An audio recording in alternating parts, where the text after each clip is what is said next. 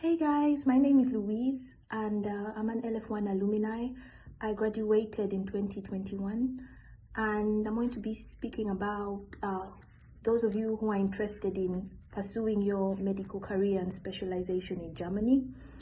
I think for my discussion, I'm going to be focusing more on the language because I'm currently still in language school, so I don't have much information on things like work experience, internship. I think that you can get from the other people who will be talking about this, who are already working and can share more details onto that. So I'm going to divide